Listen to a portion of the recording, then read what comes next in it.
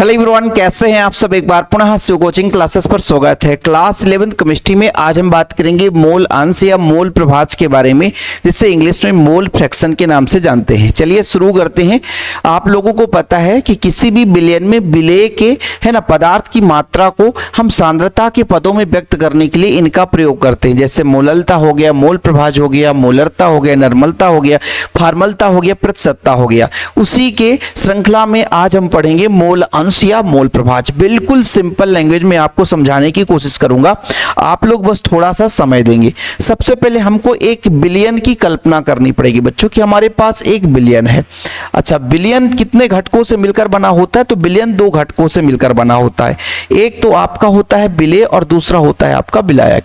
तो एक आपका ये पात्र है और इस पात्र में मैं क्या करने वाला हूं, इस पात्र में मैं क्या करने वाला हूं भाई, विलयन भरने वाला हूं। विलयन का मतलब विलेय और विलायक। तो विलेय और विलायक दो घटकों से मिलकर के विलयन बनता है। जैसे मैंने कहा ये आपका विलायक है। क्या है? ये विलायक है, ठीक है।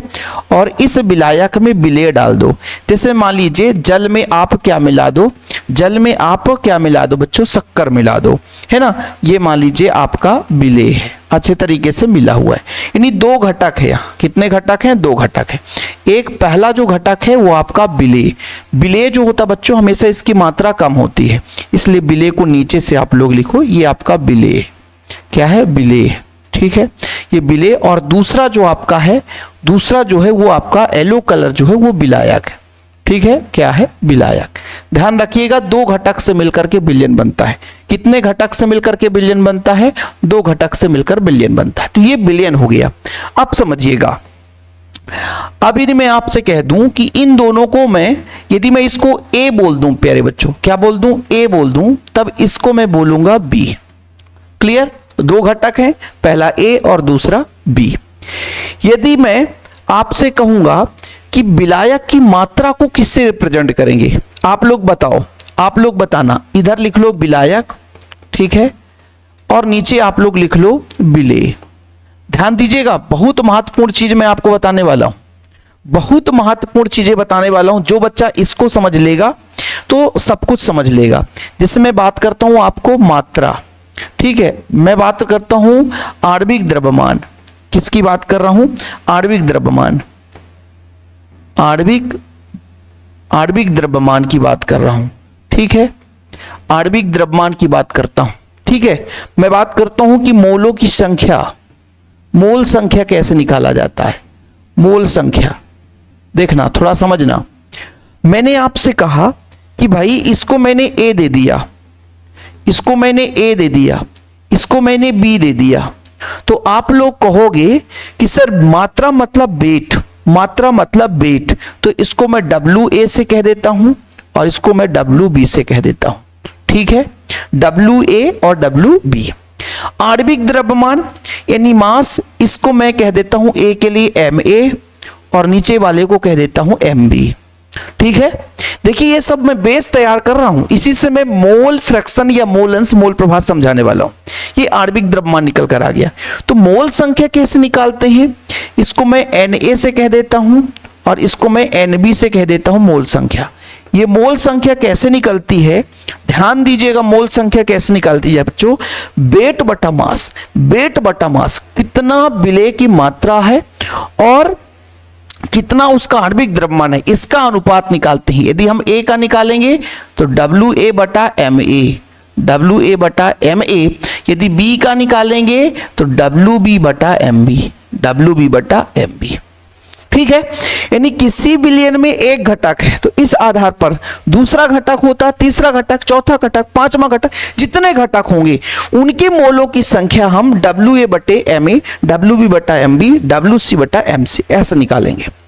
अब हमने कहा इस विलयन में कितने घटक है? केवल इस विलयन में हमने कहा दो घटक है।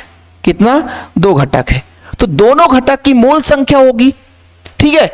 अब मोल प्रभाज कैसे निकाला जाता है? जिस भी घटक का मोल प्रभाज निकालना है, ठीक है, समझिएगा, जिस भी घटक का मोल प्रभाज निकालना है, मोल अंश निकालना है, ये तो अपना मोल संख्या हो गया, मोलों की संख्या जिसको बोलते हैं। तो मोल प्रभाज निकालने के लिए जिस भी घटक का हमें मोल प्रभाज निकालना है उसके मोलों की संख्या और विलयन में जितने भी घटक हैं समस्त घटकों की मोलों की संख्या का अनुपात उस घटक का मोल प्रभाज कहलाएगा। समझने की कोशिश करिएगा, है ना। मैंने क्या बोला बच्चा, मैंने ये बोला कि बिलियन में किसी एक घटक के मोलों की संख्या और बिलियन में उपस्थित समस्त घटकों के मोलों की संख्या का अनुपात आपका क्या कहलाएगा, मोल प्रभाज कहलाएगा। किसी एक घटक के लिए आप निकाल सकते हो। जैसे मैं आपसे कह दूंगा कि मोल प्रभाज की परिभाषा आप लोग बताओ, मोल प्रभाज। तो मोल प्रभाज की परिभाषा आप लोग क्या बताओगे कि बिलियन में किसी एक घटक की मोलों की संख्या, क्या लिखोगे, किसी एक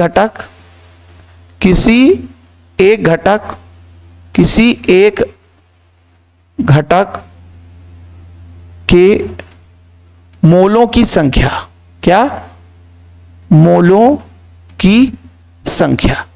मैंने क्या बोला, किसी एक घटक के मोलों की संख्या, किसी एक घटक की बात करी हमने। और बिलियन में जितने घटक होंगे, बिलियन में जितने भी घटक होंगे,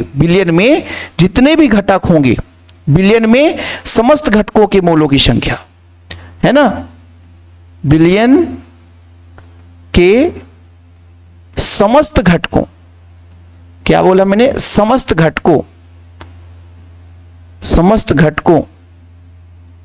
की मोलों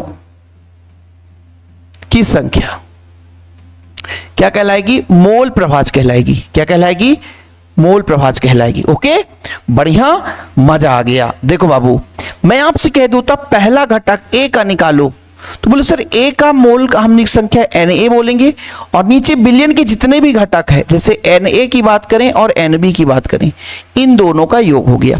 जैसे मैं कहता था कि XB का मतलब विलेय की मोलों की संख्या कैसे निकाली जाएगी, तो आप कहोगे सर जिसकी भी मोल प्रभाज निकालना है तो उसकी मोलों की संख्या को ऊपर रखो और नीचे बिलियन के समस्त घटकों के मोलों की संख्या का अनुपात रख दो, खत्म कहानी। यही आपका क्या कहलाएगा, ये आपका मोल प्रभाज कहलाएगा। क्या कहलाएगा बच्चा, मोल प्रभाज कहलाएगा। क्या कहलाएगा, मोल प्रभाज कहलाएगा।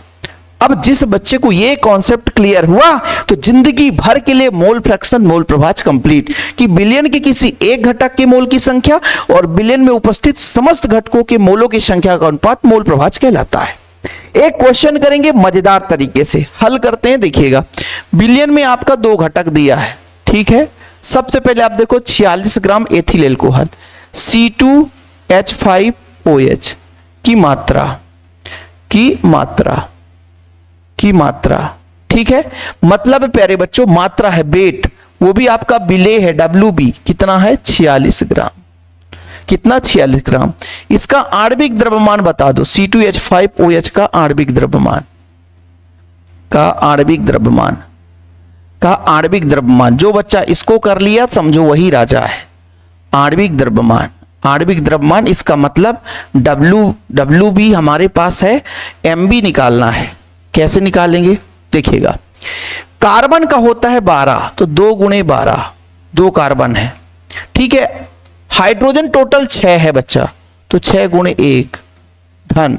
ऑक्सीजन का होता है 12, तो टोटल जोड़ दो बच्चों, तो MB बराबर आपको मिल जाएगा 12 दूनी 24, 12 तीन 36। थोड़ा गड़बड़ है क्या यार, ऑक्सीजन का 8 दूनी 16 होता है, ऑक्सीजन का 8 दूनी 16 है ना, ऑक्सीजन का 16 है भाई, ऑक्सीजन का 16। तो यहां पर आप लोग थोड़ा सा लिख लो, ऑक्सीजन का होता है 16, ठीक है, ऑक्सीजन का होता है 16। अब देखो, ठीक है, कितना हो जाएगा, 12 दूनी 24, ये हो गया 24 और 6 30 हो गया और 46 हो गया, ठीक है सर, ये आ गया, ठीक, ओके।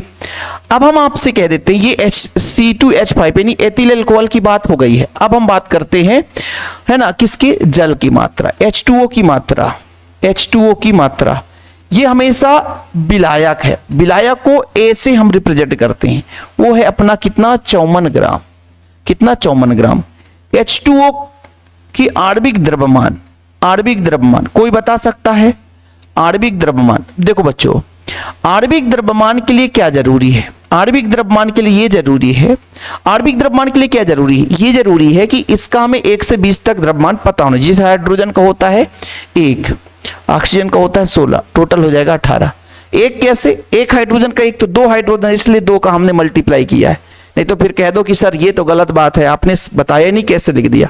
अच्छा, मैं आपसे कह देता हूं कि Na बराबर आप बता दो, तो Na बराबर कहोगे सर WA बटा Ma निकालोगे तो Na का मान आ जाएगा। WA कितना है 54, ठीक। Ma कितना है 18, तो 18 3 54, ओके सर। NB का मान आप बता दो, तो आप कहोगे सर WB बटा MB है ना। WB 46 है, MB 46 है, MB भी 46 है, मतलब 1 आ गया। वाव, अब हम आपसे कह दें कि मोल प्रभाज निकालो तो आसानी से निकाल सकते हो। मतलब यदि मैं प्यारे बच्चों XA कह दूं तो ये आपका जल का हो जाएगा, H2O का हो जाएगा। ये कैसे निकालोगे, जिसका भी मोल प्रभाज निकालना है उसके मोल की संख्या को ऊपर रखो और बिलियन में समस्त घटकों के मोलों को संख्या, है ना, बिलियन में समस्त घटकों की मोलों की संख्या। जल का मोल संख्या कितना है बच्चों, A का 3 आया, ठीक है सर। नीचे A का मान 3 है और B का मान 1 है, टोटल 3/4। इसका भाग दोगे 0.75 आएगा, भाग करके देख लेना, ठीक है। यदि मैं आपसे कह दूं XB बता दो, बोलोगे सर NB को ऊपर रखो ना, NB को ऊपर रखो, NB को ऊपर रखो भैया, NB को ऊपर रखो। नीचे अपन Na प्लस NB करेंगे बाबू। चलो भाई, NB कहां है, NB कहां, 1, वाह, 1 ऊपर रखते हैं। नीचे Na धन NB, वाह, वही है 3 धन 1 मतलब 1/4, ये तो 0.25 होता है, ठीक है, 0.25। तो इस तरीके से बच्चों मोल प्रभाज का कॉन्सेप्ट क्लियर।